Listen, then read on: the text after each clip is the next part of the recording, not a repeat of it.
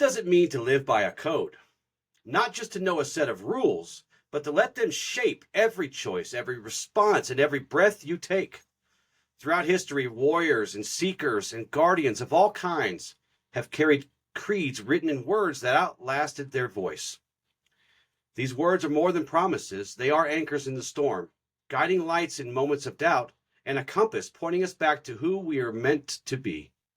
Today, we'll be talking about 3 such codes and creeds and how they can impact your life in powerful, life-changing ways. I am Justin Gates. Welcome to the new Ashla Podcast. I'm joined today, as always, by my co-host, Michael. Hey, fam.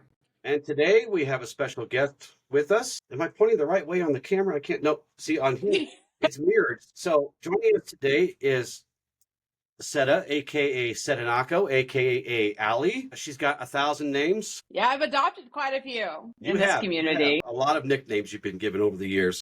I have. You guys from my KOA days, our KOA days, me and Ally, you might remember her from there. She also works within the Jedi Federation, who we had on about a month and a half ago or so, 2 months ago. So Ally actually approached me with this show today, and she wanted to talk about these 3 particular codes.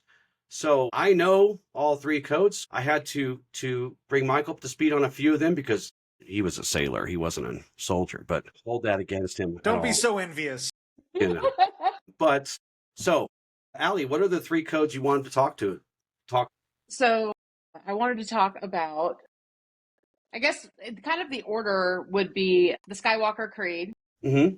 Or code, sorry, the Skywalker Code, which is also called the Alternative Code. That's from Star Wars. It is from the fiction, but it has inspired a number of people in our community. I also want to talk about the Soldier's Creed, and then finally an offline group called Heartland Jedi that used to be in Kentucky, and then I sort of moved it over here, and now it's sort of defunct, but we still have our creed. It's called the Heartland Jedi Creed. That's a good one. I have always enjoyed that. It's always been one of my favorites. So before we get into those, I wanted to kind of talk about how important are codes and like their universal role. Why do we use codes and why do we use creeds? And so let's start off with that.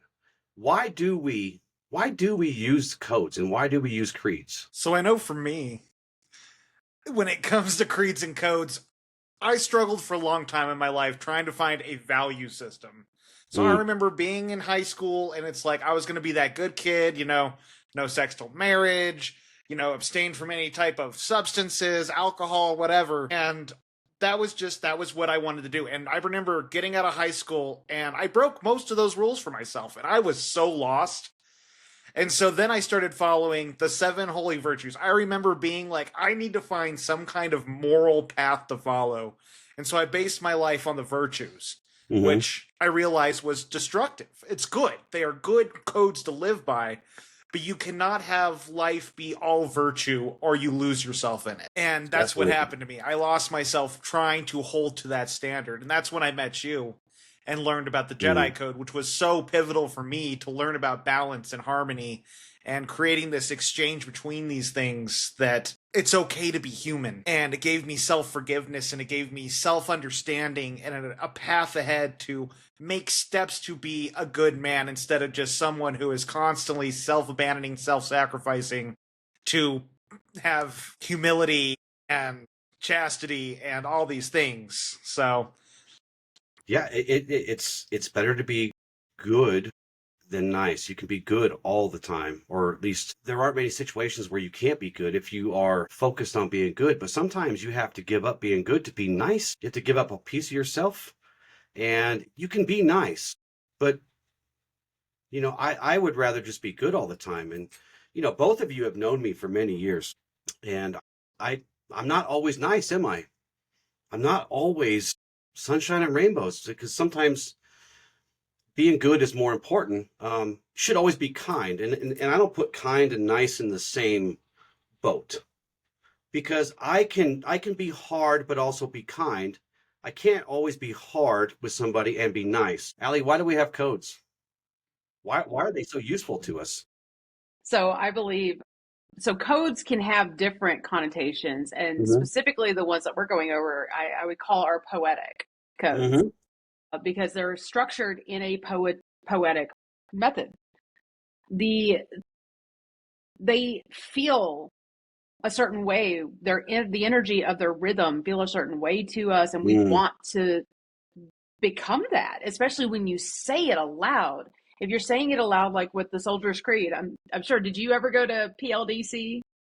Well, yeah. Warrior. Okay, so PLDC Warrior Leaders Course, for anyone that's not in the Army and doesn't have a clue what I'm talking about. It's basically a school that before you become a non-commissioned officer, that's sergeant or above in the enlisted ranks, not the officers don't have to go through it, but in the enlisted ranks, we all go through a point where we're together and we say this creed every morning, every evening in there. And it inspires something when you're doing that with a team of people. And it's down to the rhythm, what it means to be in this group of people that say, this is what I want to do. We are a social creature as humans. We are very social. So we want to be part of that community. And when you think of, this poetic thing that's getting disseminated amongst all these people, this population, it brings people together under a common purpose, because we also crave leadership, and these can provide us leadership in a way that we can trust that more than we can trust other beings. Yeah. Like, I would trust my code before I trust an officer that says, "Oh, I've got your six." No offense, officers, but I would. No offense, LT, who's lost out nowhere somewhere. Sorry, Al. I'm glad you brought that up, because that was a point I wanted to make. It's that sacred unity that you create with other people. Well, both of you can attest to this, because both of you went through basic training, and both of you was thrown together with a bunch of strangers. And it didn't stop there. Every place you were stationed, then you had a bunch of new strangers you had to meet. But were they ever strangers completely? Because we had these codes, we had these shared energy, really, right? Yep. And when you recite these things together, it creates that. It just creates this I don't know, like this energy. I'll just say this energy. And it's hard to be an individual when you're all collectively engaging in these codes and these creeds and reciting them together, as you said. And it really, really strengthens the bond. You guys can attest to this. When we were in, those people were like, I mean, we would do anything for them, for most of them, right?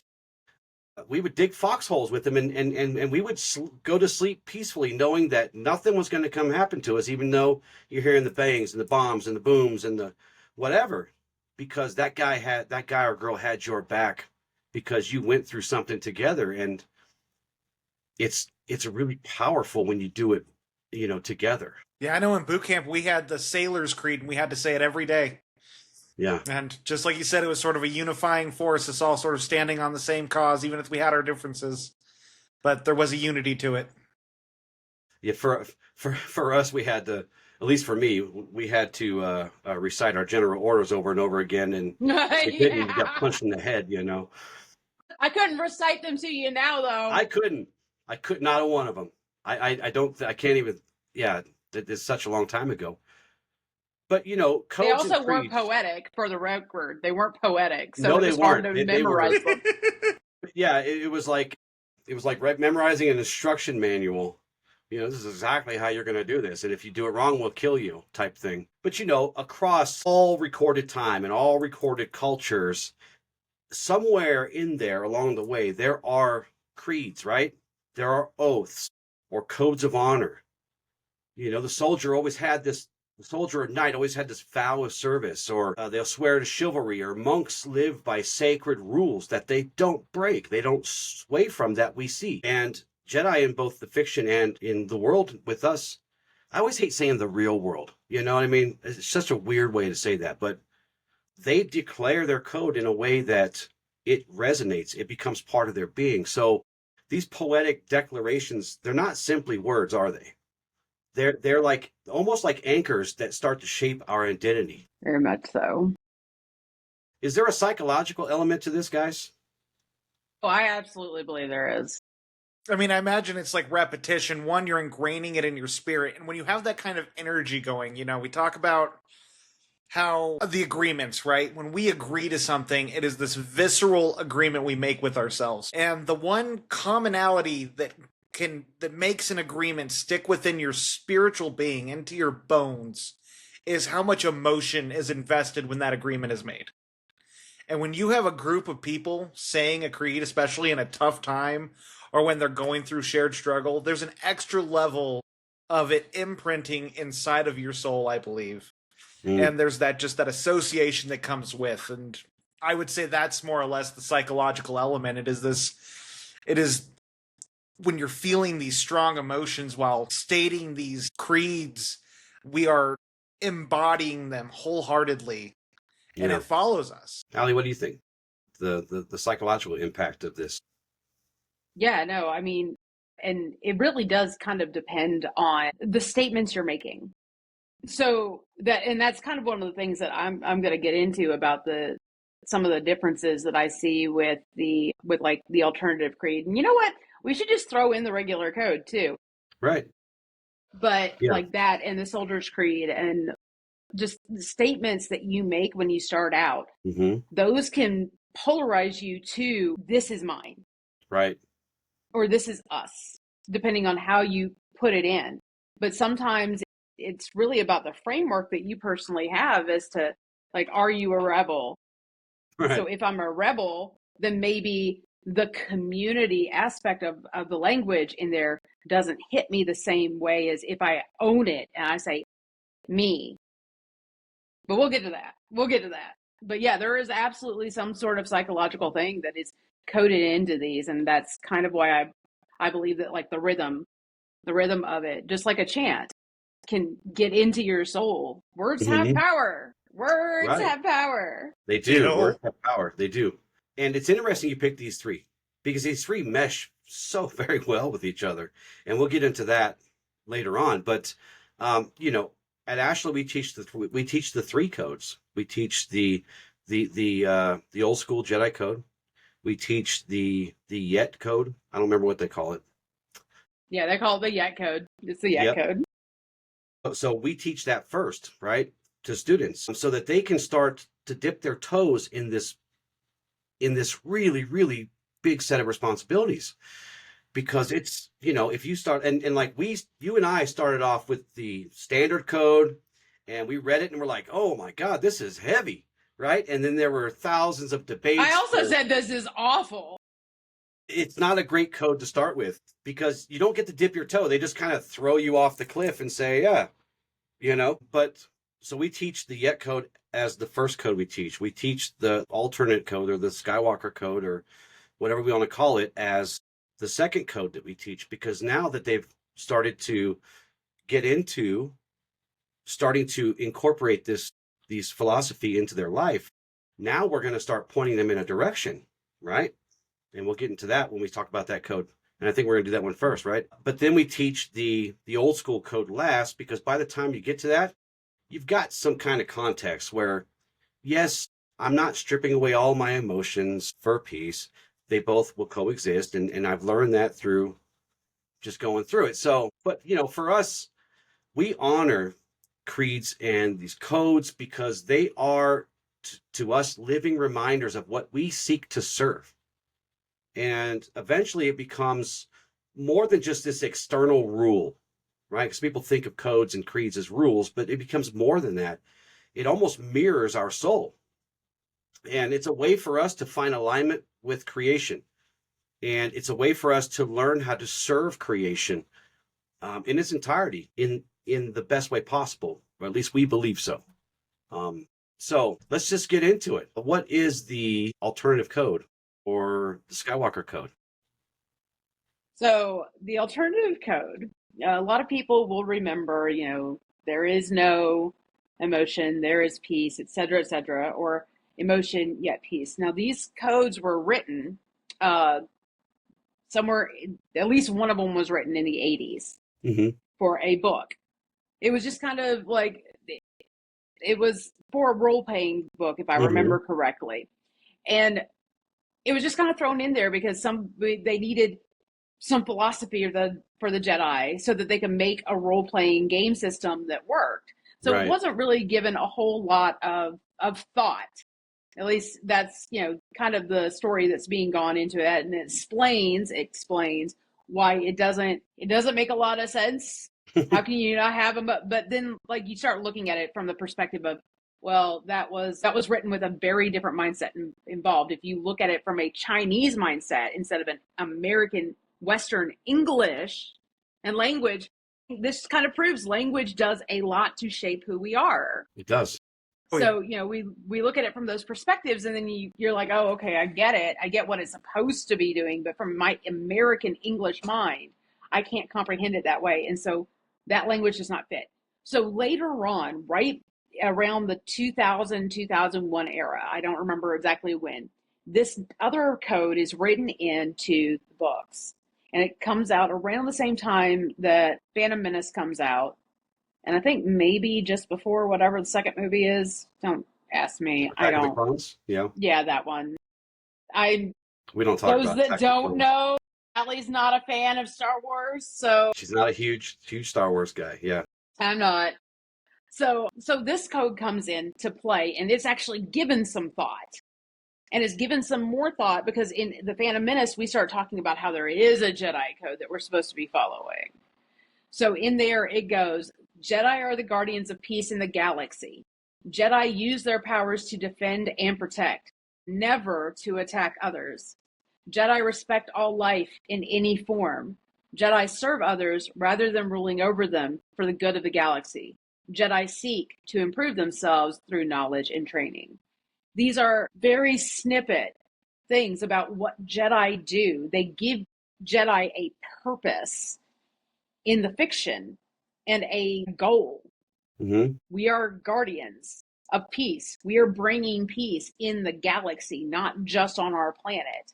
We are part of that whole system. You may be assigned to one planet, but we're part of that whole system. Now, granted, okay, I got some people in there probably saying, yeah, well, what's that got to do with real life Jedi? Listen, this is we know it was written for the fiction, all right? We got you. We know. But Jedi are guardians of peace in the galaxy. That was their role in that world, that in universe. That era, yeah. Yeah. They use their powers to defend and protect, never to attack. So this tells you, like, listen, you don't attack first. You don't throw the first punch. Now, is there evidence that Jedi did that? Sure. But that's not what they were supposed to do. It was what they were striving to get to that point, because we are, like, even them, they're just as human as we are. They have fallibility. So, I hear people are like, oh, well, Obi-Wan, he went after Maul and just attacked him. He didn't protect and defend. Yeah, but that's human. He was big mad, wasn't he? Yeah. So, that kind of shows you the human side of who he is. Like, they all have to fight through that, but that is the goal. That's what this creed is the goal of, and that's what he eventually lives up to later on. We see that progress, and I don't know how y'all feel about Disney, but I personally think that they did some good stuff with the story. Y'all can hate on me, I don't care. But, like, we see that he gets to a point where he becomes that, and it's slowly over time, but he does get there, and that's him fully becoming a master into this is what it means to be a Jedi. Are you talking about his transformation from Obi-Wan to Ben? Yeah. Yeah. I love that show. I don't care what anybody says. Yeah, that was a good show. I love that show. It was. It really was. I thought you were speaking to the new trilogy. Boy, that's a whole wasp nest we probably don't want to smack with a stick very hard, isn't it? Those shows have been great. Yeah, so Jedi respect all life in any form. Again, in the Kenobi series, we see that happen. We see that happen with Luke as he's coming into his own too, because that's what manifests at the very end of Vader's life, is that he was afforded that opportunity because Luke found the humanity in him found a connection with him and started to respect him and Yeah. gave him that opportunity at the very end. Jedi serve others rather than ruling over them for the good of the galaxy. So even if you were a politician, like, I don't know if they actually have politicians in there, but like, even if they had been politicians, the point was that they weren't ruling. They were there to serve, to give back. That's, again, a goal for a Jedi to achieve. Not just be the commander of a group, but to be in the right mindset of, I am serving these people. I'm not leading them. I am here to be of service to them so that they get home later, or ruling over them. Jedi seek to improve themselves through knowledge and training. Well, that's how you get to the other parts. Everything predicates on that last line. Mm-hmm. So your goal through this creed is Jedi do this. And if you are serious about it, you want to achieve it. And that kind of goes into like the language I was talking about, is you want to become that. Yeah. But if you're a rebel, this can also be a detriment because, or you have mental health problems. You don't feel like you're good enough. This could be a detriment. And what it says is, Jedi do that. I'm not Jedi yet. Or Jedi do that. I don't have to do this because I'm not Jedi. That's those Jedi. I'm my own Jedi. Like, I can do what I want. So that's a really how good we point. frame that. That's a really good point you bring up, because oftentimes, and you and I have talked about this, Ally, many times throughout the years, we often see people not molding or shaping or growing to meet a particular set of beliefs. They will just pick it apart and make it meet where they're at. And that creates a big problem. It really, really does. And I'm sure you're thinking of the same couple of individuals that I am. Right? So that's another check mark for why codes and creeds are good, because they encourage us, they give us something to aspire to, rather than, and especially in a group setting, you can't just pick them apart, because nobody's having that. We're not having none of that, right? Nope, this is the code and take it or leave it. You don't get to pick it apart and do whatever you want. It's a really good point. I want to sort of follow up with your question you had there. I mean, when it comes to these rebels, these people, I mean, mental health does tie into it. But it's kind of like what we've been teaching on this podcast, is we got to meet people where they're at, and people got to realize they don't have to be this level to be a part of things. Right. And it's really helping people be able to dissect, like, hey, I'm maybe not where I want to be, but what steps do I have to do to become the person I want to be? Because I know I spent a decade of my life constantly trying to jump from the summit to the top of the mountain, and I kept falling on my face because I kept being like, I know I can be this person, but I never took the time to be like, what little steps do I need to start taking, and how much work is it going to take for me to go from this person to this person? I think a lot of people fall victim to that. They fall so victim to wanting to be more without realizing they don't have to be more. They just have to start walking. Yeah. And that's why we see this as an unfolding. It unfolds in front of you, versus these are the ladder you have to climb, or these are the steps you have to take. It becomes an unfolding, because then it allows you to do the things you need to do each step of the way, and it's not a race. Things unfold as they do. And you may become a knight in 20 years, or you may become a knight in 2. Doesn't matter. They're still both at that level where they got there. And we oftentimes start at different points along the track. This is why I always say it's not a race. If it was, it wouldn't be a very fair one. So what I like about this code the most is that it's very straightforward. There isn't a lot of room for debate or interpretation, right? It's about service. This is what we do. This is what we aspire to do. It's almost instructional in a poetic way, right? And it kind of highlights these 4 anchors of what someone might say the Jedi identity is. It's to protect, it's to serve, it's to respect, and it's to grow, improve, evolve, right? So, and these aren't super lofty ideas that we can't get to. We can do these things. We can be guardians, even if it's just to protect somebody's peace for a minute, even if it's to lock a door for somebody who's being chased by somebody. You don't have to be, this big, giant, strong guy. You don't have to beat people up. You can serve as a guardian in lots of different ways. You can use your gifts and your talents to defend and protect others. We all have lots of different skill sets. Not all of them are swinging lightsabers or punching people in the face. Those are actually the worst ones to start off with. Yep. We can all respect life. We're a part of it. I like life.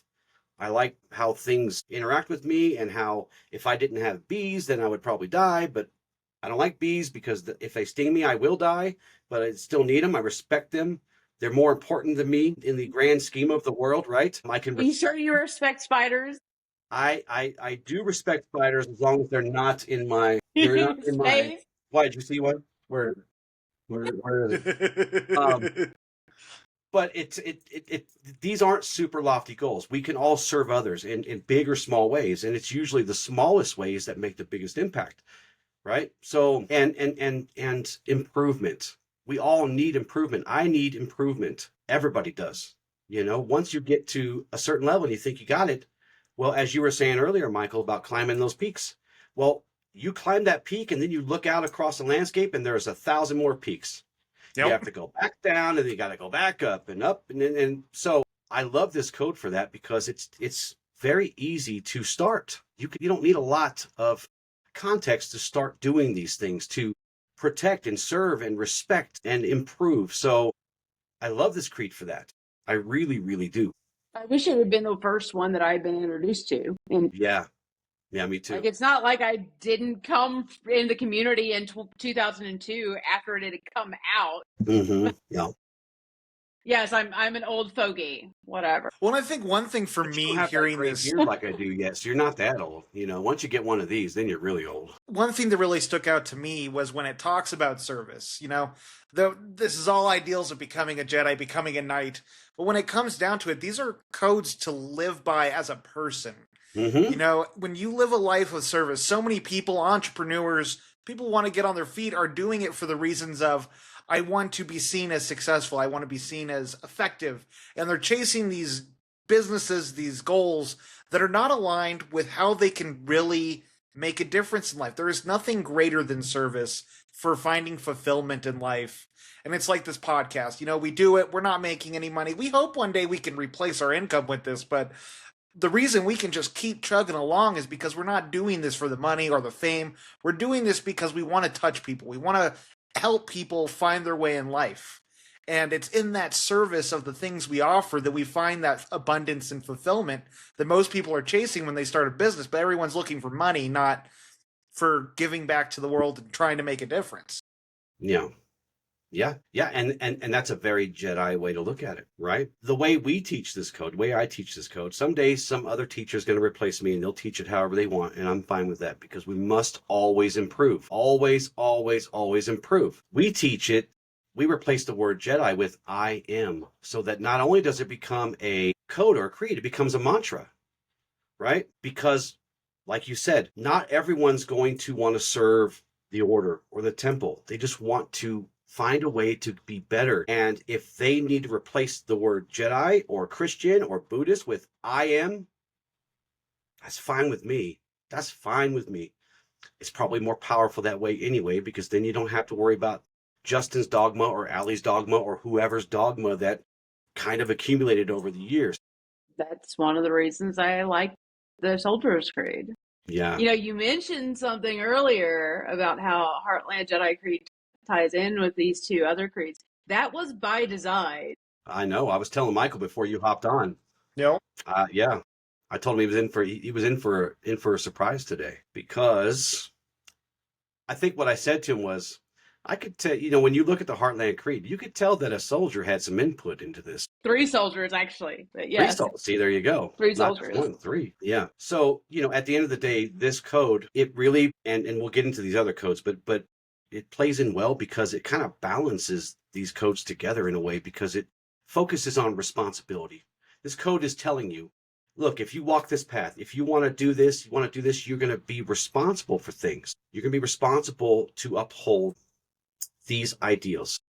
And at the end of the day, you're going to be held accountable to uphold your own growth. So, guarding for us in Ashla, guarding peace is not just an outward thing, it's an internal thing. So this code is great for that, because we have to guard our thoughts sometimes and our emotions and our actions to make sure that we are as impeccable as we can be in that moment.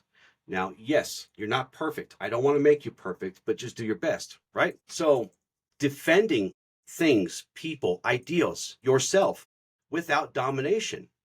You can do these things without dominating everything. And, we may protect and defend, but we don't ever do it for conquest, right? We don't attack unless we have to, but we always defend. So, because that roots us more in compassion than it does aggression. And, we have a lot of gray areas here. And, there are times where you must be aggressive. You must aggressively hold the line. You must aggressively enforce your boundaries. But if it's rooted in compassion, you're going to be better off, I think. And of course, we respect life, because everything is tied together. In all of creation, every atom of creation is bound together. And you can call that the creator, God, the force, doesn't matter. The answer is still the same. We are all connected to each other and to all things. So to respect another life form is to respect yourself. And if you can respect yourself, it shouldn't be that hard to respect others, right? Yeah. And finally, service over ruling. I think that's kind of the biggest part of this for me. We serve as a form of leadership. And leadership is not ruling over others, right? Wouldn't you guys say? Yeah, 100%. I agree. Yeah. So I love this code. I really do. And we teach it second because, like I said earlier, now you've dipped your toe in the water and there's this great big world opening up in front of you. But guess what?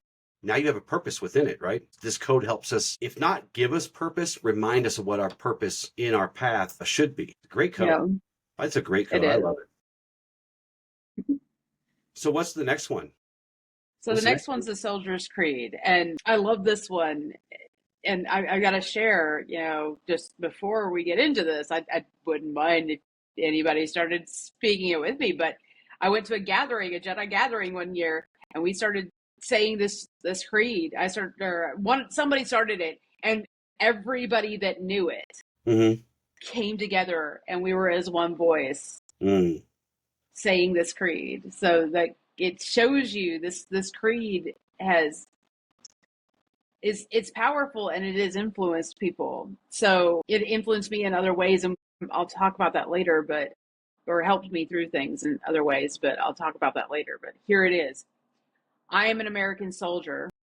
I am a warrior and a member of a team. I serve the people of the United States and live the Army values. I will always place the mission first. I will never accept defeat.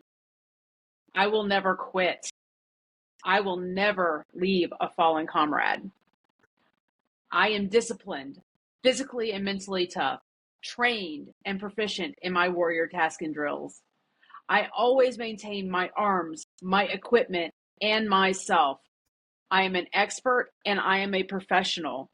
I stand ready to deploy, engage, and destroy the enemies of the United States of America in close combat.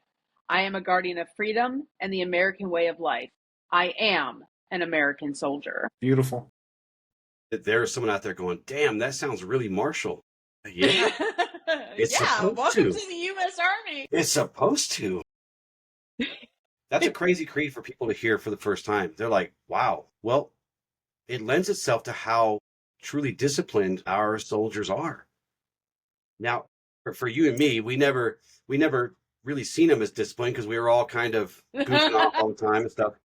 But from the outside perspective, and I've even talked to soldiers of other countries during my time, and they are just blown, their minds are blown how effective and how sharp the spear of the United States military is. It pierces everything. And this code starts with that. It starts with that code.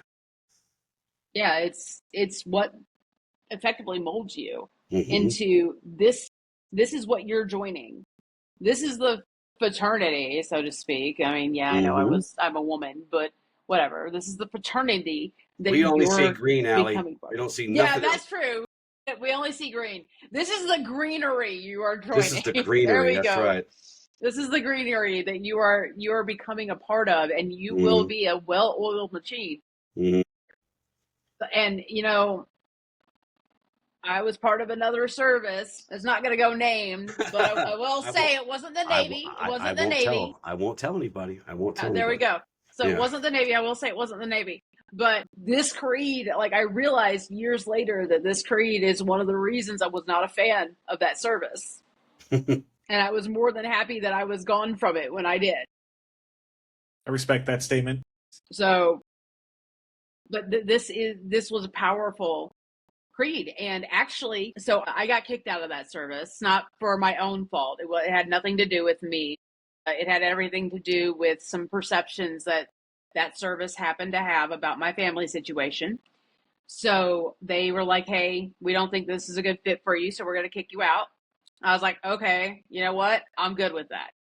But I didn't have any, I was kind of screwed. They did not tell me that because I had left the Army and I had bought my leave, I couldn't do it again with this other service.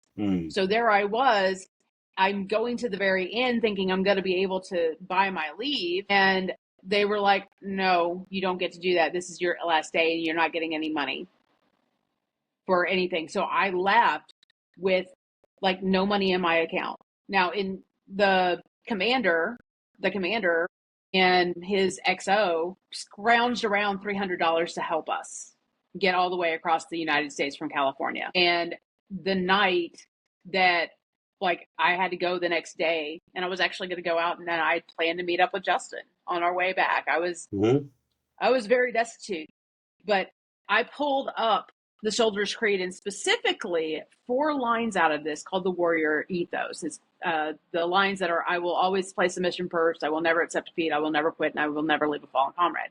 And I put these on my screen because I knew that I was about to go in such a state. I went into a catatonic mode.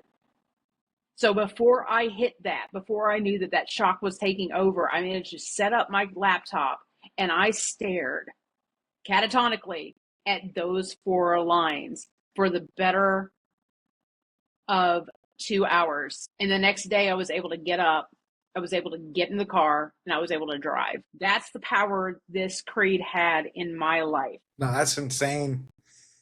I can just imagine how much it embodied in you, seeing that, having that as a grounding point through the storm. Yeah, because in a lot of ways, nobody would have faulted you for feeling absolutely betrayed by your country, by your entire country for what happened, Yeah, and we were effectively homeless because even when we got across the country, our family, they were willing to help us just long enough for us to find the most base jobs we could get. And we were stuck in a trailer for 5 years that was cockroach infested because we couldn't get out of it. But that creed was there the whole time. And actually my KOA family, they were there for me too. I threw her a party. I had a party when she got there. Mm-hmm. Had a barbecue. It was so That's much awesome. fun. That said, I did find out during that party that apparently there is exactly one type of firework that will set me off. It sounded like a mortar round going off because I heard the. I thought it was gonna hit. I ran and I jumped. Yeah, this stupid town is so. Dude, yesterday I was hearing them still blowing off fireworks behind me. Gosh, that's crazy. They're celebrating back to school. That's what's going on. That's what it is. And those fireworks are illegal as hell here. Illegal. You could get busted for smuggling them in, but Yep. It doesn't stop them. So, Michael, what kind of stands out for you when you heard that this creed, the Soldier's Creed? Man, the one line that really hit me the hardest was about the fallen comrade. How we want to be there for people as they fall and to support them, to show up for people and do the best you can for them. It's like you'll never know when you're going to be that person who needs that support. Charles McBride wrote something once that I've carry with me everywhere I go. And it's, it talks about the fallen knights. And what do we do with a fallen comrade in that regard, right? This creed is talking about someone actually physically falling, and we picked them up and we never leave anybody behind. But Ally can attest to this. In this broader community, just even on the outskirts of the Jedi community and into these more chivalric communities where people have codes and they have these vows of honor and all these things. When you see one of them slip up and fall, it's sometimes like falling into a shark tank and get it eaten alive, right? So it's really important to understand, and especially for the way of Ashla and for the greater Jedi, I would feel comfortable saying this. We leave no one behind, period. And for us, in this kind of spiritual context, it's when they fall, when they succumb to darkness. We'll just say the broader idea of darkness, right? When they fall from grace, someone would say, when they sin, we don't abandon them. We don't leave them there. We go back for them. And we use these same oaths and these same creeds and these same codes to remind them, to help them back up, right? So I'm glad you picked up on that one particular spot. We leave no one behind. And all of our axioms, all of our agreements, all of our teachings point to that. Not so much directly, but it is kind of implied, isn't it? So, this code has this very, very precise and unwavering and strong rhythm, does it not? I mean, it basically... very much so. This is basically a love letter to every other country on Earth that says, listen, we're going to send you a postcard. It's going to say this on it. And this is basically what we intend to do if we get into a fight, right? I mean, and each line shapes and sharpens and creates the edges around a soldier.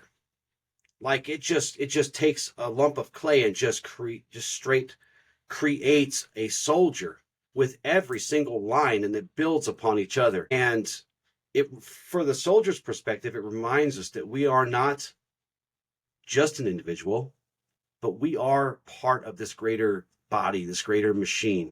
And we're bound by these promises of loyalty and duty. And you were saying earlier, Ally, it has a cadence. That cadence really emboldens us, doesn't it? It steels our will, and it helps us find that resilience against literally any kind of adversity. Aliens from the sky, I don't care. If you say this creed enough Independence times, Day right there. Right? If you say this creed enough times, you're going to take on Thanos, right? Care if he's got the Infinity Gauntlet. You're going to take on Thanos.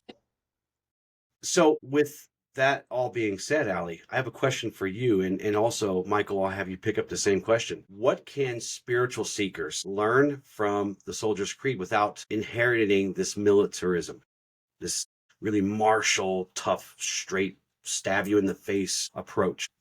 The value of fortitude in your mission, knowing that you are part of a team. You're not an individual. Like, that's one of the first things up there. I am a member of a team. But like, looking at it from the perspective of, I need to have this kind of mentality that I'm a member of a team. I will put our mission first before my gossip, as an example. I'm not going to accept defeat when something happens. I'm going to continue on. I'm going to press. So I will never quit. I'm not going to leave behind people to pursue what I want, because I'm part of a team. They are part of my team. Knowing that you should be honing your skills for this mission. Physically, mentally tough. Like, that's fortitude. Like, all of this really speaks to fortitude, being professional, because that's what brings and draws people into you. Being able to deploy, engage, and if you wanted to say what's my enemy of whatever it is, the enemy is apathy. The enemy is homelessness. If you're part of a homeless shelter, the enemy's homelessness. It's not my people. I am helping them fight it. You put it in the perspective of, how does this relate to me? And it is so easy to do that. Yeah. Great. Well said. Well said. Michael, same question to you. I think some people in the spiritual community might have some resistance, that whole no war, all that kind of stuff. But when it comes down to it, if we can put these layers of preference aside, if we can put away these moral high grounds of the way things should be and look at the context of something instead of trying to find abstract meaning outside of that context, there's so much that could be gained from this, and I'm sure many people could find that, especially when so many people in the spiritual community right now are dying to find community, and a good community, not just people to come and hang out with. They want to find that family, that kin, that spiritual kin. And this type of creed very much speaks to forming that strong, close family that goes to war together. And it doesn't mean battling the people they're against. It means trying to come together for a same cause, for the same purpose, and to fight their mission. So, yeah, I definitely think people could take so much away from this within the spiritual communities. Yeah. Actual righteousness. Yeah. Not self-righteousness. Which, and I've said this before, self-righteousness is a cancer to true virtue. The goal, virtue leads to righteousness, which is something completely different. And we see a lot of self-righteousness out there in the groups. See these wars all the time that they fight, but they say they don't want to fight. Christianity is this, or paganism is that. And, we get back to what Ally and I were talking about, and I don't remember if this was on the air or not, but we were talking about the Jedi community in the older days, where there was a lot of this, no, I'm right, which means everybody else is wrong.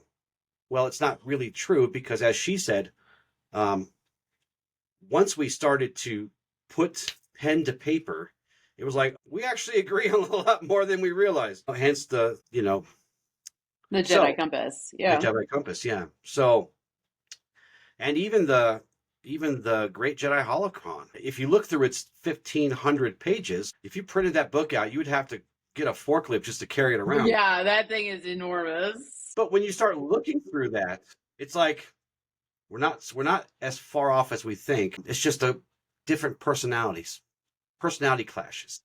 So at its heart, the Soldier's Creed really talks to duty and loyalty and perseverance, right? Never quitting, and even protection. It shares that with the alternative code, because we take a vow when you recite this and you inherit it in your heart. You take a vow to never abandon a fallen comrade. You're promising to defend your nation or your family or your whatever, right? It's almost like it complements an acronym called leadership. For those who don't know. Yeah. Go ahead. Yeah. No. For those who don't know, what is that? That is loyalty, duty, respect, selfless service, honor, integrity, and personal courage. If you want to look at it, it spells out leadership as an acronym. Well, not fully leadership. It's LDR and then ship. Mm-hmm. But those things were supposed to come together and pair off. Exactly. It reinforces it in a more poetic form. Yeah, it works. And how this code integrates with us. We recognize that things like discipline is a form of freedom, right? And loyalty to virtue strengthens not just our resolve and our camaraderie, but our spirit. It strengthens us holistically, even. Especially if you follow this creed, you're keeping your equipment to include yourself in the best shape it can be, including your body, your mind. So to never quit, to remain steadfast in your truth, in the light, because darkness is always around the corner trying to tempt us to be scared or put us in despair. And to never leave a fallen comrade, that's I think that should be across the board. I think everybody would agree that's probably a good thing. But like I said earlier, and for our purposes, it's more like to embody that compassion, to lift up those who stumble, right?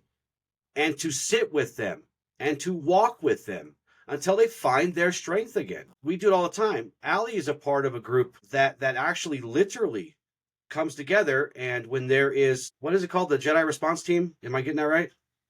So Jedi Can has so it's sort of not, it's kind of been the spirit of it has been absorbed into other areas, because me and Rosalind have not been able to keep up with it specifically, but Rosalind and I are all over the place in this community.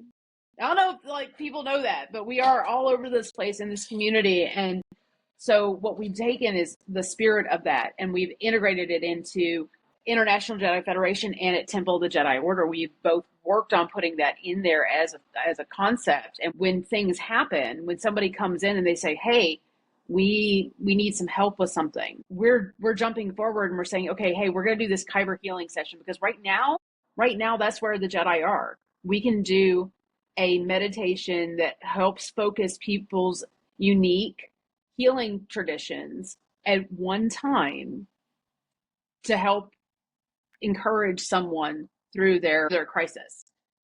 So that's something that we've taken from that. Surge, Southeast Regional Jedi, has kind of done, like, we want to step out, and we made our first effort during Hurricane Helene to step out and try to find, like, does somebody need help? Who can we go and help? And that was born from the concept of Jedi Can, as well as Heartland Jedi, actually, because Heartland Jedi, we used to be members of a canine search and rescue team. And so that spirit carried into Jedi Can, and some of the other things that Rosalind really wanted to work on was like getting Jedi on board to do different projects. The concepts are there, and we still have hope that we'll be able to get to a point where we can do that. But right now, the community is just not in a place to fully stand in for some of these different projects. And a lot of that's because we're all scattered to the four winds. Yeah. It's hard to, encourage people to come together for something if you have one person that really wants to do it, but they live in Britain and the other person lives in Utah. Mm-hmm. The most you can do is give some ideas on how people can raise money and send it to a fund, which was one of the things that Jedi Can did was, hey, when I was in California, we came up with, okay, the Indonesia tsunami, what you can do is you can go and pick up litter, get the plastic and the bottles, go turn that into cash, and then donate that to a fund. So they were just little ideas, but it's really hard to do that if you're on your own to like get the motivation to do that. Right. Or find the time. That's why we need to invent teleporters. I know. It would be so great. One day. It would be so great. Yes. So, and the last code is a code that 3 soldiers, as you said, one who is with us today, you, help write. Yeah, 3 soldiers, and there was 2 other people that were present. They were not soldiers, but there were 3 soldiers on the team, and then we had actually a Marine help weigh in on like some of the structure of it too. So we had some conversation with other people, but primarily it was us. So this one is the Heartland Jedi Creed. It created in 2013 because I couldn't stand there is no creed or code. So whatever. I'm a little bit of a rebel. It goes, right. I am a Jedi, a guardian of peace. I acknowledge all life is sacred. I choose to serve others. I use my training to defend and protect, never to assault. I will present a professional demeanor. I will be mindful of my thoughts and control my actions. I know myself and am aware of my surroundings. I will approach all situations holistically. I will seek knowledge with the understanding of self-ignorance. I will find peace in the midst of a storm. It is through understanding of the Force that I am transformed. That's beautiful. It is a good one. This is always going to be my favorite creed ever. And not just because I put it together. Like, if somebody had written this and gave it to me, it would always be my favorite. So I felt the emotion while you read it, just how much it's a part of you. It has a great focus. And since you created it, you could, correct me if I'm wrong, but this really focuses on peace and service and transformation. And to me, it seems like it's a really good counterbalance to the issues people may have with the Soldier's Creed. It's a great counterbalance to some of those problems, and maybe that's by design. Yeah, because you're not gonna find a bunch of hippies that are gonna be like, yes, crush our enemies. They're not going to really be hip with that. But this really does a good way. It does a good job of counterbalancing that stuff. The kind of the ugly language, we would say. Well, it really offers the air of diplomacy where it's let's find solutions instead of try to just go for the throat. It's very much let's go through this with a lot of, like you said, holistically. The more we can try to find an approach to this that's going to resolve it instead of something that's just going to take it over, which is huge because that's one of the first parts of this creed. I want to just say how much I appreciate that you brought up holistically. And the reason why is because I have so many people that when I presented this to them, now holistically was not my word. That was Mary Coleman's word. But I actually originally had a problem with it because I had a misunderstanding of what the word holistic meant. I sat there, I went around, did everything I could to get service on my phone. And I think I actually stole Andy's phone because he was the only one that had service. We were doing this in the middle of Land Between the Lakes, and my phone service just sucked. It would not work. And he had Verizon. So I was like, give me your phone. I'm going to look this word up because I was like, where is she coming from when she says this? And from my perspective, I saw it as the holistic healing method that is debunked. And then I saw what it actually meant. And I was like, yeah, we're going to keep that word. But almost everybody has come back and they've said that word needs to change in order for us to adopt it. So I appreciate so much that you latched onto that word and you were like, holistically, and you treated it with the respect that it deserves. Very much so. That's beautiful. That you took the time to actually figure out the meaning behind it. And I get, because I know when I used to hear the term holistically, I always thought voodoo, black magic, whatever. Like it always seemed sort of taboo hearing that word. But there's such a depth to finding solutions outside of our normal paradigms that can allot us so much more wisdom and approaches to situations, because we all operate from these blueprints that we grew up with, that we have. And it's very hard for us to step back and be like, you know what, maybe my blueprint is incorrect. Maybe my understanding is faulty. And it doesn't mean that you don't know things or understand things, but with a little extra perspective, you could gain a whole new level of awareness. Especially when you're dealing with areas of conflict or disagreement, or just any of the situations this creed would play to, because when we approach things holistically, we're not afraid to think out of the box or challenge our own paradigms. Everything we seek to do here is for the total being. You know, if any of you have been listening to the show the last couple episodes, you'll know that I ignored part of my being, and I'm paying the price right now. And now I have to fix it, right? And I'm talking physically. So, and we won't get into that, but this code is very holistic. And like I said, I just can't get over how well it counterbalances the perceived negatives of some of these others, right? I mean, and you could take this code and you could say, I am a guardian of peace. I acknowledge that all life is sacred. You could put this into your life, no matter what flavor of popcorn you eat, right? It doesn't matter, because it's so well written and it has a perfect cadence to it. It's probably the greatest thing you ever created, Ally. Oh, well, thank you. No, it was a team effort, though. You've created a lot of cool stuff. But like, look, so like as an example, instead of a rallying for the spirit of war, right? Like ready to, what makes the grass grow green, Ally, right? It calls the spirit and your mind and you to prepare your body for peace. It emphasizes service and humility. I love it for that, because that's what we teach, right, Michael? Yep.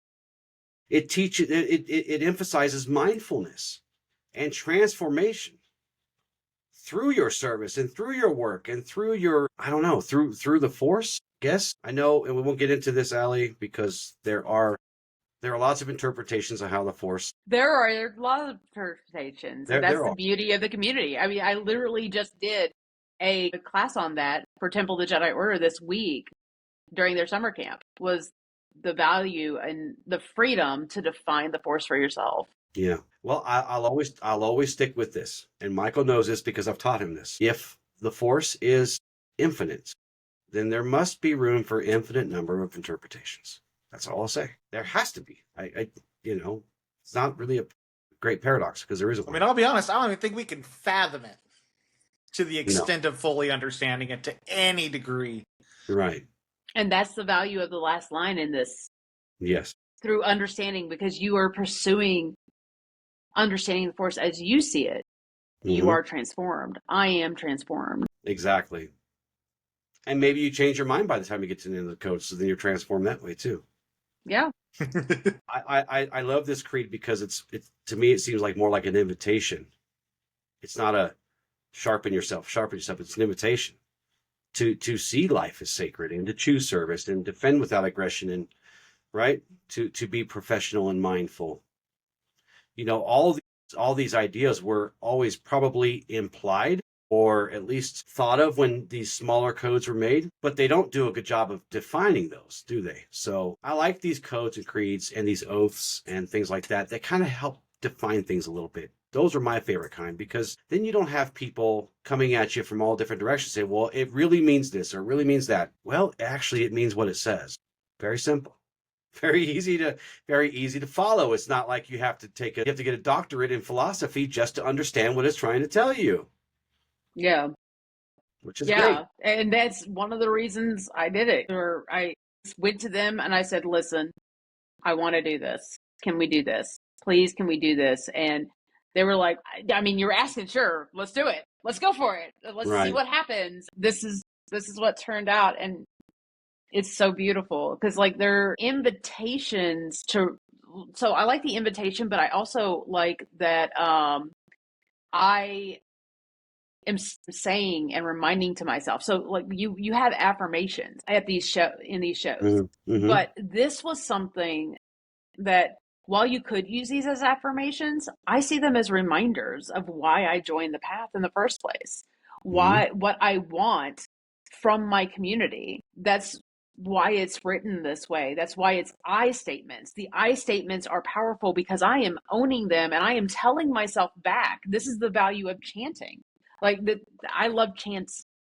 It's one of the things that I teach in my meditations is like there's a dark side to chanting because words have power, but also that chanting can be very transformative if you allow it to do so.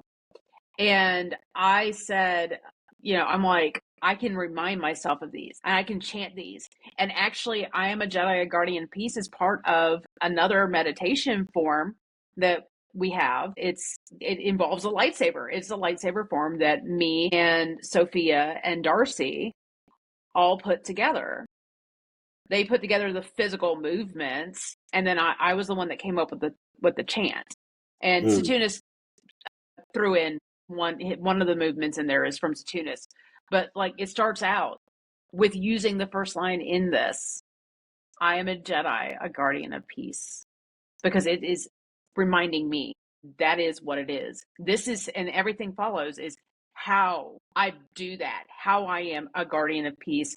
But then the last line is what encourages me to become that by studying the Force. I'm glad you said that because I have homework for you guys. Homework. Not you guys, but you guys, if you dare. I was going to ask this at the beginning of the show, and I kind of cheated because I kind of wrote out my own when I thought about this question I'm going to ask you guys. So I cheated. Sorry. I was the one that wrote it. If someone were to sum up your life's values in a single creed, what would it say? That's a big question. Do your best. Yeah. Or defer to later. I'll make you say it at the beginning of next show, though. Well, I mean, it's already here. This is what it is. Oh, I see how it is. This was just a total setup. 13. No, but it's I didn't actually want you to answer. It's just something to ponder, though. It's something to think about. If someone were to sum up your life's codes, or I'm sorry, if someone were to sum up your life's values in a single creed or code or oath, what would it say? It gives us a lot to think about, right? It really brings us to what do I want people to remember me by, or how they remember me by, or what legacy am I leaving? So it's a really good thing to ponder. And I ponder this kind of thing a lot. And my code changes, my creed changes, my oath changes as I grow. So it's just a kind of a fun little thing to think about. And I just want to give you guys a chance to share your last thoughts with everybody. Any final thoughts? I love your homework. I absolutely love your homework today because I think so many people wander aimlessly when it comes to having personal codes that they want to follow. I think a lot of us have lofty ideas of what that looks like, and it can be detrimental when we commit to something and then act against it. It ruins self-trust, it ruins our relationship with ourselves, and the more we can define what it is that is our values, that is our core beliefs that we want to embody, the more we can walk in alignment with that, especially when we have it written in such a way. So I challenge anyone listening to this to practice that exercise. Write down a creed for yourself. It doesn't have to be pretty, it doesn't have to be poetic, but let it be a representation of who you want to be and what you want to stand for. And look at it daily. Reference it. Embody it. Because that's how you make true change and commitment to being the best version of yourself. Not by lofty ideas, but by commanding it of yourself. You know, we talk all the time about how whatever we tell ourselves is what slowly gets ingrained in our subconscious. That's how way you can start embodying these things you want to start living by. Well said. Yeah, and I like that too. But I also want to invite people to understand that it could evolve. You have to look at it from the perspective of when I came into the community, it was 2002. In 2002, I was ingrained, I was in this Jedi community that talked about all kinds of philosophy. They gave me opportunity to really saturate in what my feelings were about different things. And then I had, the military. A year later, I went into the military, and that's when I got exposed to the Soldier's Creed. But by then, I had gotten out in 2008. I had gotten out of Iraq in 2008. And then in 2011 is when I got out of the military. So 2013 comes around, we start writing this code. Actually, no, I'm sorry. It was 2012. So 10 years later, after I had been involved in all of this, that's when I started writing this. But that doesn't mean that, I couldn't have changed my mind on certain things if I had not been really thinking about it. So you might write this code now, but don't give yourself the peace to allow that code later on to be like, wait, that's not really what I meant when I was trying to put that. I've really given it thought now, months from now, years from now. Let me rewrite that and be okay with that. Give yourself that grace because you just haven't studied it well enough to know.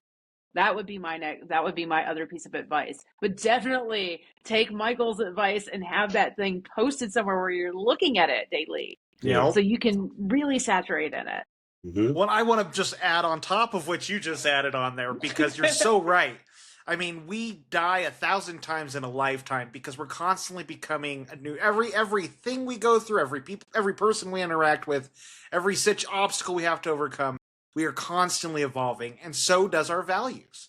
So, yes, embody this. Look at it every day. But also, don't be afraid to let this creed change with you as you grow and evolve.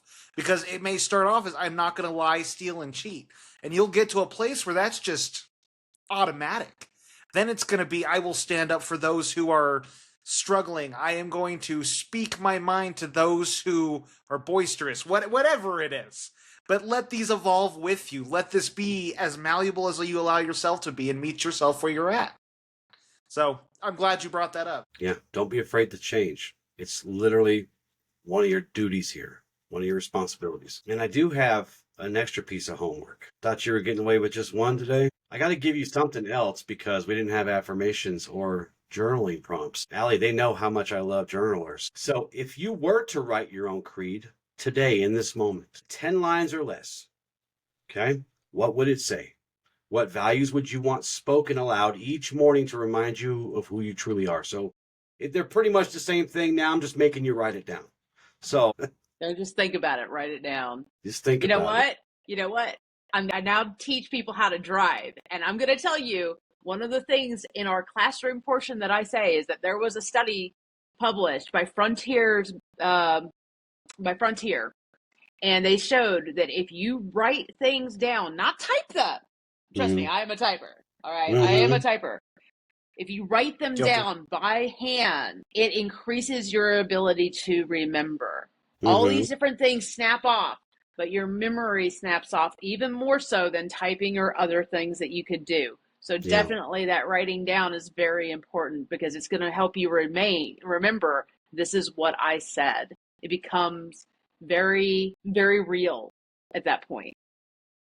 And do it once a year. Make it fun thing. Do it at the beginning of the year. Do it at the new year. Do it at the spring equinox, whatever. Whatever the new year is for you, it's a good time to reflect on the past year and see where you've changed. That's why I love journals so much, so that we know where we're at, where we need to go. Well, somebody's got. Are they coming for you, Michael? Is that what I heard? Yeah, soon enough here. I'm waiting for the knock at the door. They only knock twice, and they usually knock with a boot. Thank you guys so much for joining us. Thank you, Ally, for hanging out with us today. Michael, thank you. For having me. Thank you so much, Michael, for being here. Not just for me, but for them too. You guys need to thank Michael. He's had a rough day. He's still got his shirt on and stuff. We love you guys so much. With love and gratitude, Ad Lucium. Ad Lucium. Ad Lucium.